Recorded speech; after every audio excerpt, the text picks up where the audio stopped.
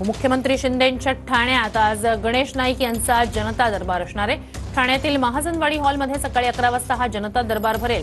नाईकांच्या जनता दरबाराआधी भाजपकडून सुद्धा याबाबत जोरदार बॅनरबाजी करण्यात आली। मंत्री आणि भाजपचे नेते गणेश नाईक पालघर जिल्ह्याचे पालकमंत्री आहेत, तर मंत्री आणि शिवसेना नेते सरनाईक पालघरमध्ये जनता दरबार घेणार आहेत।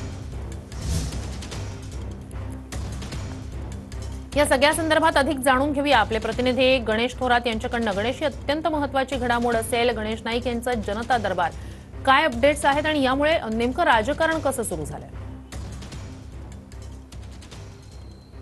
नक्की श्रुती, आज 11 वाजता गणेश नाईक हे यांचा जनता दरबार असणारे वनमंत्री आणि पालकमंत्री म्हणून ते आज ठाण्यामध्ये खास करून जनता दरबार घेणार। जनतेची कामं जी होत नसल्या कारणास्तव त्यानुसार त्यांची थेट समस्या ऐकण्यासाठी आज जनता दरबार ठाण्यामध्ये घेणार आहे। त्यासाठी पाहायला गेलं तर ठाण्यामध्ये अनेक ठिकाणी बॅनरबाजी देखील करण्यात आलेली आहे। मात्र पाहायला गेलं तर जनतेची का कामं होत नाही याचा प्रश्न आता समोर आलेला आहे। मात्र आपण सध्या ठाण्यातील महाजनवाडी या ठिकाणी आहोत आणि याच ठिकाणी जनता दरबार घेण्यासाठी साध्या खुर्च्यामध्ये या ठिकाणी या ठिकाणी स्वतः वनमंत्री गणेश नाईक या ठिकाणी बसणार आहेत आणि अधिकारी असतील, प्रशासन असतील, यांना सर्वांची हे बातचीत करणार आहे। आणि त्यासाठी पाहायला गेलं जनता दरबार घेण्यासाठी या ठिकाणी खास करून जनतेसाठी या हॉलमध्ये खुर्च्या लावण्यात आलेल्या आहेत आणि याच खुर्च्यांवरतून आता प्रत्येक जनतेला, या लोकांना, नागरिकांना एक टोकन दिलं जाणार आहे आणि त्या टोकननुसार त्यांना या ठिकाणाहून थेट संवाद साधता येणार आहे। त्यामुळे ठाणे जिल्ह्यातून अनेक ठिकाणांहून लोक या